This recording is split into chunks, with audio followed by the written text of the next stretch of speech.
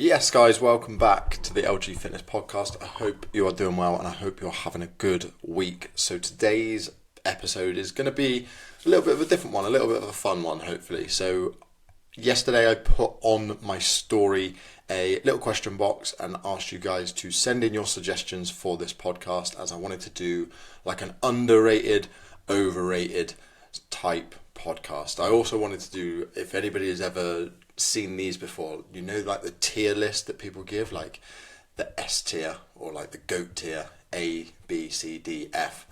I also want to do something like that. Not today's episode. I'll save that for another episode. But have you seen those ones with like they rank the crisps and stuff like that in like the tiered list? So we'll do something like that as well in the future. I'll let you know when that one's going to be happening, and I'll put that on my story as well. I'm not sure exactly when this podcast will go out. I'm currently a little bit ahead of myself on recording these episodes, so this will go out in a few weeks, I'd imagine. But thank you to those of you that did send in your suggestions. Very, very helpful. And I'm looking forward to rating a few of these. So I've basically got, what we'll do, we'll go through the sort of fitness related suggestions first, and then towards the end I've got a few more unfitness related. Yeah, unfitness related, unrelated. I don't know what I'm saying.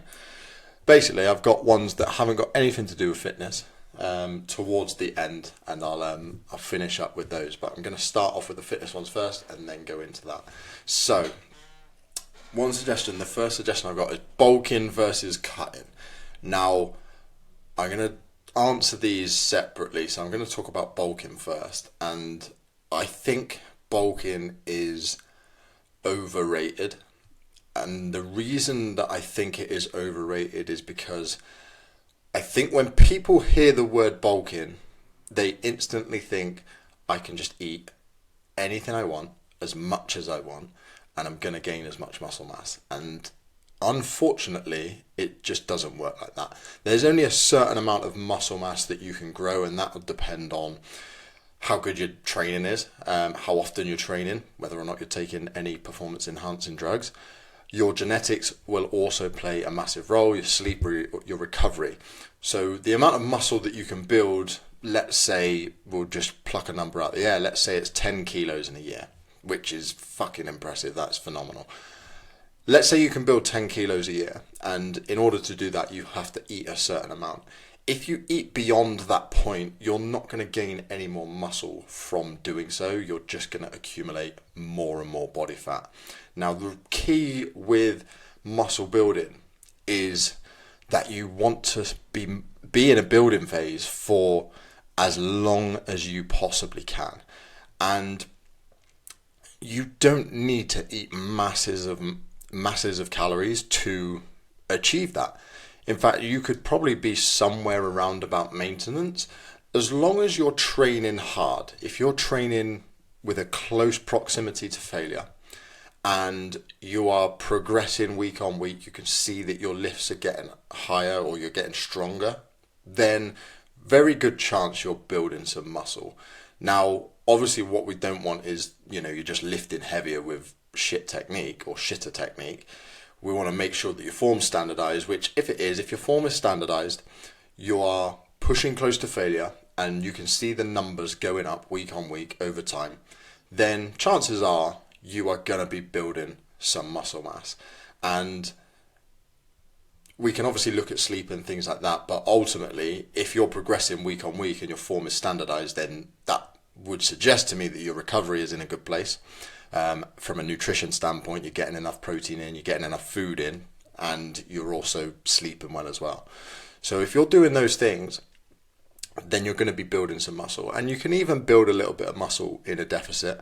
It's probably just not optimal conditions for muscle growth. Ideally, we want a hypercaloric state, so a slight surplus, but that doesn't have to be huge. Realistically, it wants to be maybe 5-10% on top of your maintenance, something like that, just to give you an extra bit of energy to help you push a little bit harder and essentially grow. So yeah, bulking for me, overrated. when we look at cutting, and again, I think the same sort of thing, I think it is probably overrated, but probably for different reasons. Again, I think when people think cut, they think cut everything out of my diet and live like a rabbit. But realistically, when it comes to bulking and cutting, the difference between the two is very, very minimal. A lot of people ask, "Oh, what's the best fat loss exercise?" or "What's the best exercise to build muscle?" What's the best exercise to burn as many calories as possible? The truth is, your habits and behaviors and what you do on a daily, weekly, monthly basis consistently, whether your goal is building muscle or dropping body fat, is the same. All the habits and behaviors you do, like go to the gym, being active, lifting weights, lifting hard, doing a bit of cardio, eating well, high protein diet, all of those things that you would normally do, sleep, they all stay the same, regardless of whether you're trying to build muscle, regardless of whether you're trying to lose body fat, or whether you're trying to cut, whether you're trying to bulk. Those two stay the same. And the difference really is the food.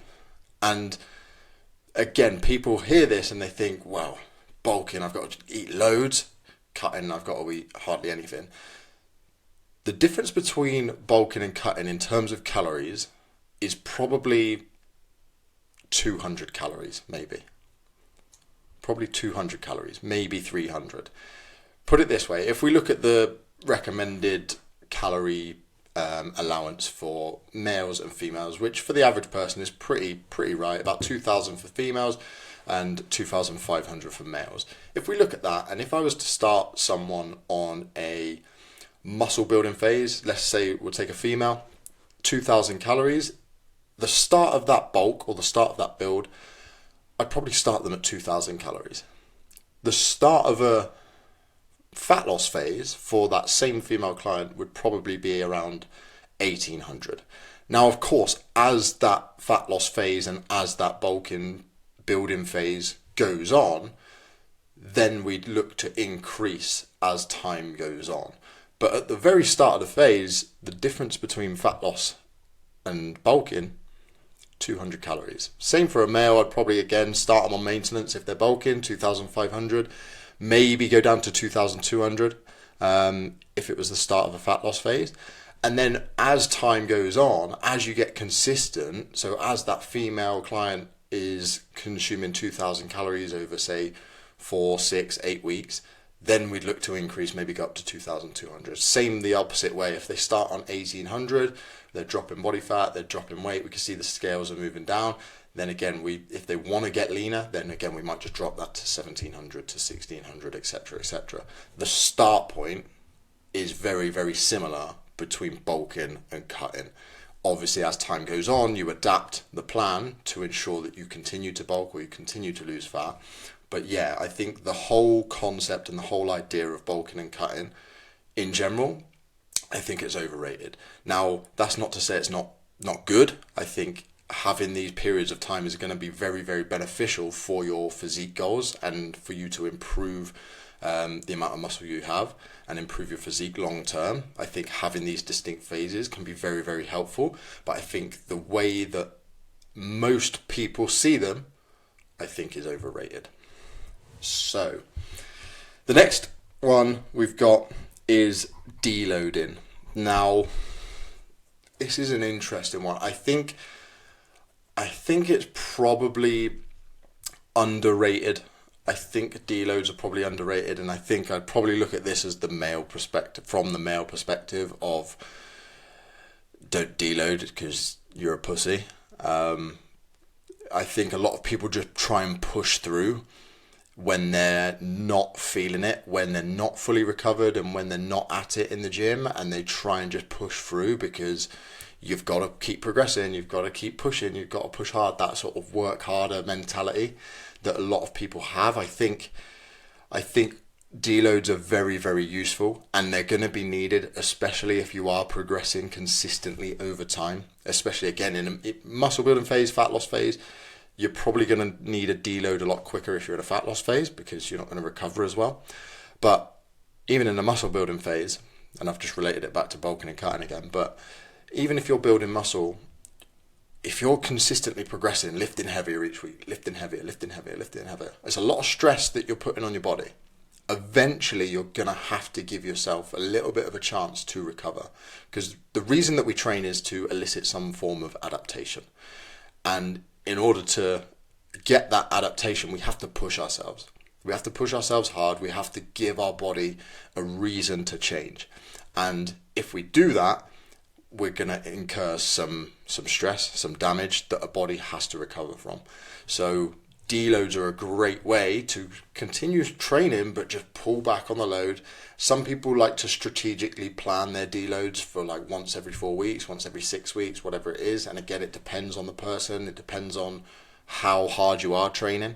Obviously, if you're training to failure on every single set of every single exercise, then likelihood is you're probably going to need to deload every 2 weeks, which probably isn't great. Again, if you go a little bit further away from failure, then you may never need a deload, which again is probably not great. But yeah, if you're pushing hard, you're going to need a deload at some point. So don't just try and push through it and just keep progressing. Deloads are really, really helpful. So I think in general, I think they're underrated. The next one, I got asked this multiple times. A lot of people put this one in, and they put in like supplements. I'm not going to do supplements as a whole. I'm just going to do the main one, which is creatine, which I think is massively overrated. I think when people talk about creatine, and by the way, I take creatine. Before we say, oh, he's saying creatine's bad. I'm not saying it's bad. If I say something's overrated, that doesn't mean it's bad. I think it's just rated too highly by the majority of people, which is what I think creatine is. A lot of people will just say, oh, creatine's safe to take and you should take it if you're lifting. And yeah, that's true, but just because it's safe, it's like, well, what sort of benefit? Now, obviously, it's going to help you in the gym. It is going to help you improve your performance, get additional strength gains, which may lead to increased muscle mass and things like that. But how much strength gains, how much increased muscle mass is hard to say. And depending on the way in which you take it, like you've got the tablets of creatine, which is fucking hell. They're massive. Try fucking deep throating one of them. That is horrendous. You've obviously got the powders and stuff, which are a little bit easier to take, but in general, I just think creatine is overrated. Yes, it's helpful. Yes, I think it's a good supplement for people to take. It's relatively cheap, but again, taking it in tablet form is pretty fucking horrible. I'm not gonna lie. Trying to swallow those is like just awful. So that's not fun. And then, yeah, if you're wanting to get like an easily, or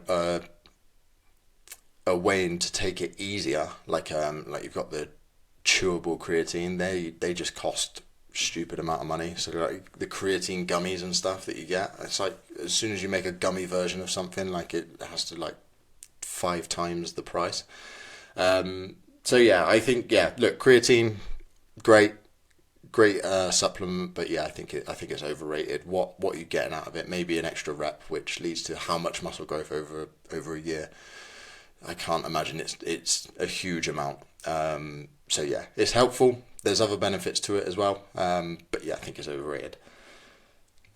The next one is, actually, I'm going to do this first, and then I'm going to do the next two back to back because they sort of link together. So the next one is like zero calorie or low calorie, like diet foods, like the pre-packaged foods that say on them, diet this or 0 calorie or low calorie or things like that. Now, that's quite a wide spectrum. I'm going to say, when it comes to the food side of things, anything that says like low calorie, high protein, high fiber, anything that's got it fucking plastered on it, overrated as fuck.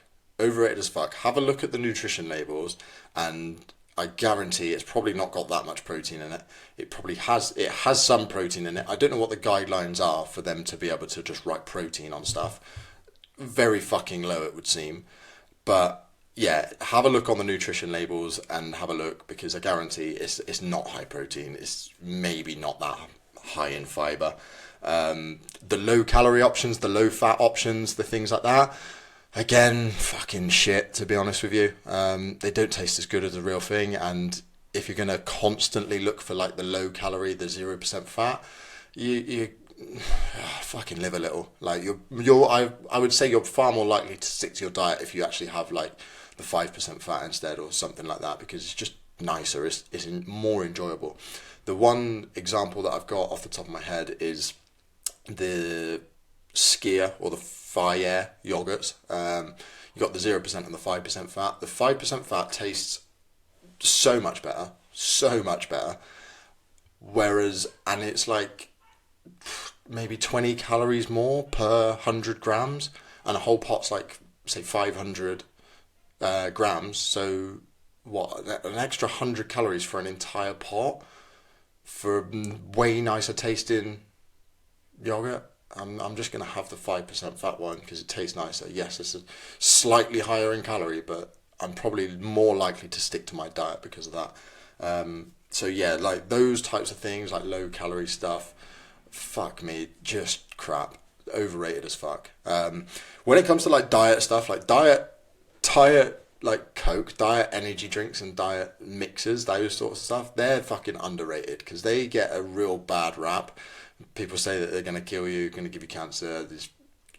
Again, just all nonsense claims. Like there's a study, I believe, the study that people refer to is one that they did on rats, but first of all, you're not a rat, and second of all, it's like if you were to drink like 50 cans of Diet Coke a day, then yeah, you may be having some issues. But if you're drinking 50 cans of Diet Coke a day, I think there's bigger things going on in your life. Like, why the fuck are you drinking that many? I'd have to question that. So, yeah, that gets a lot of bad rap. Also, there's another 2014 study where they took over 300 overweight and obese people. And one group, they were both given like a calorie deficit to sort of stick to.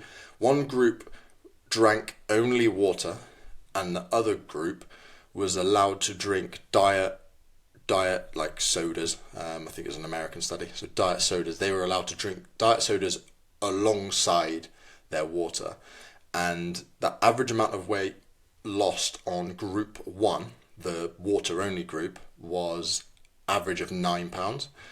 The average weight lost on group 2 was 13 pounds. So that was the diet soda and water group. Now, we can look at that and then we can go, well, why was that? So I think the sweetness of the Diet Coke and things like that probably led to better adherence on the diet, which allowed them to lose more weight. So I think diet drinks and stuff like that, they're 0 calories. That literally, the whole claim that they're going to make you gain weight is just nonsense, because you can't gain weight from 0 calorie. So yeah, I think they're underrated. The other stuff, like I said, the low calorie, the low fat, high protein branded stuff, overrated as fuck. The next two, like I said, I'm going to do them together, and then I'm going to run through like the last sort of the non-fitness related ones, and I'll do them as sort of rapid fire, because we're coming up to 20 minutes now, and I don't want to just long this out. I might have to do a part 2 on this one. Let me know if that's something that you'll enjoy. So, next 2 is vegan diet and fasting. So vegan diet, I will say from a health perspective, I think it's overrated. I think a lot of people would turn to the vegan diet or vegetarian or something like that because they want to improve their health. I think from that perspective, I think it's overrated. Now, I have all the respect in the world for people that are vegan for ethical reasons. Fine, save the world, you do you, whatever you got to do. But if you're doing it for purely a health perspective, then you're potentially going to miss out on a lot of things. You may be deficient in a few things, especially if you're not healthy already. Because what a lot of people, first of all, don't get enough of is protein. So if you then go to a vegan diet, then it's even harder to get protein in. I'm not saying it can't be done, but if you can't hit your protein whilst eating meat, then you're going to struggle to hit your protein when doing a vegan diet. So again, that's going to negatively impact your health. Potentially, again, like I said, deficiencies and stuff like that may incur. so yeah, that's the thing I'll say on the vegan diet, the vegetarian diet. Like I said, anyone that does it, fair play to them for ethical reasons. If you're doing it for health reasons, yes, of course, veg fruit is great for you, but we need a bit more of a balanced diet than just eating those things. Fasting, I think fasting's underrated. I think it's underrated. Again, I think the problem is a lot of people.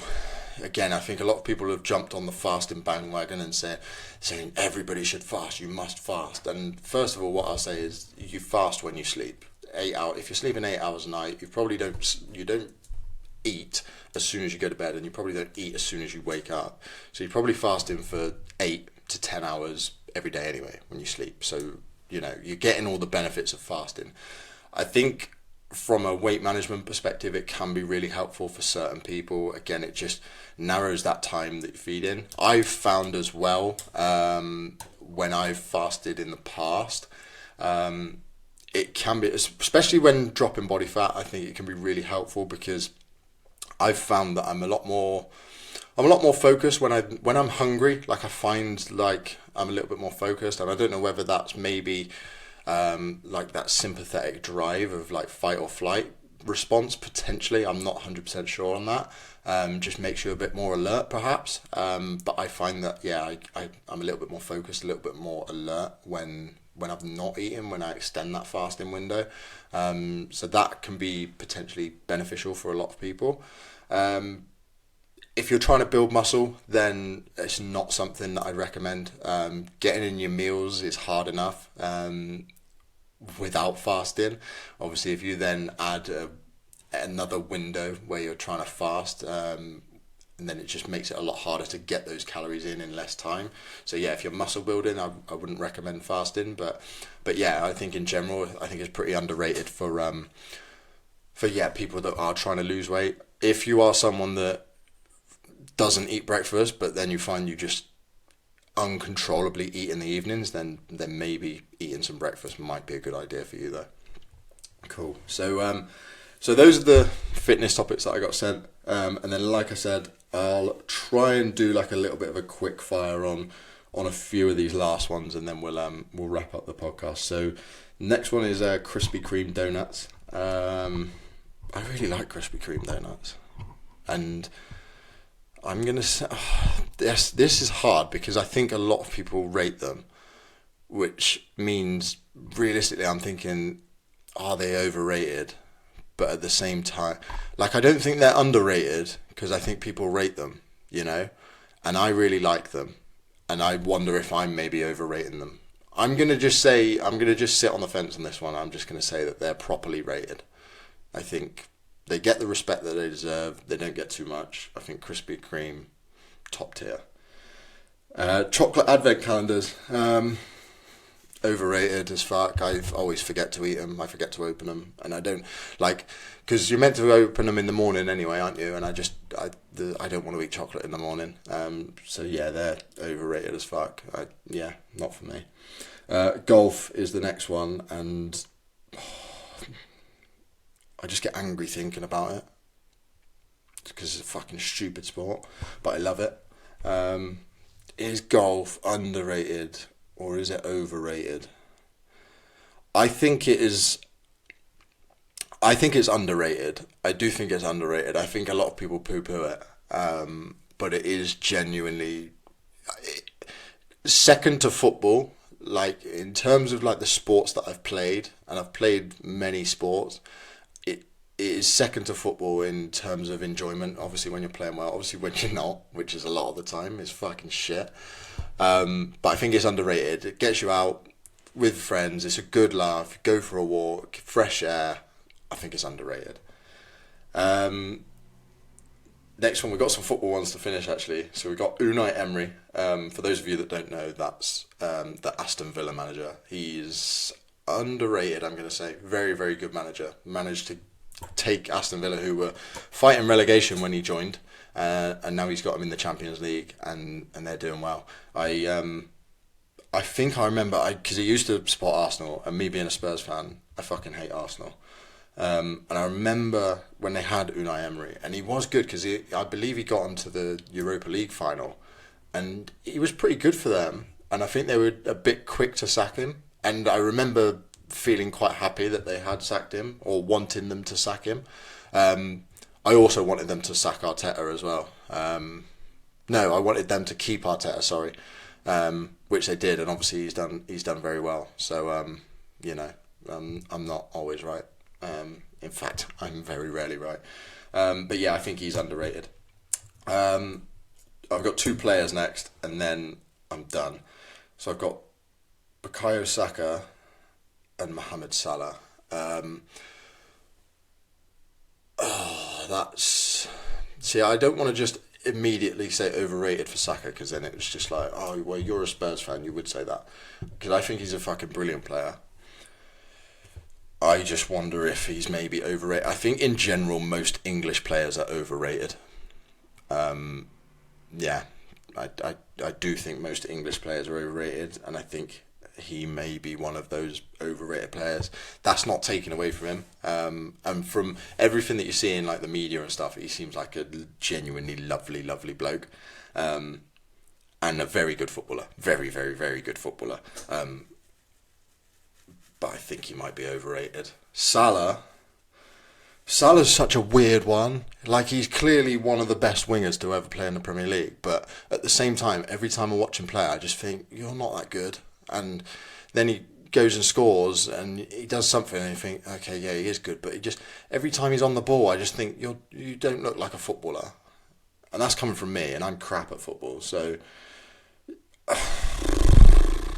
overrated. I think he might actually be underrated, to be honest. I do watch him and I just think,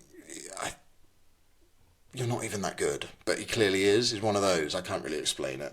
I'm going to say he's underrated, because I do think he's probably in the conversation of one of the best wingers to play in the Premier League. But I don't know whether other people believe that or not. So yeah. That concludes the list. In fact, the final one that I've got is podcasts, and I think they're fucking overrated as fuck. I've seen some clips of some people's podcasts, and I just think, oh god, because it's bad. Because anyone can make one. Like I've started one, and like, who the fuck am I?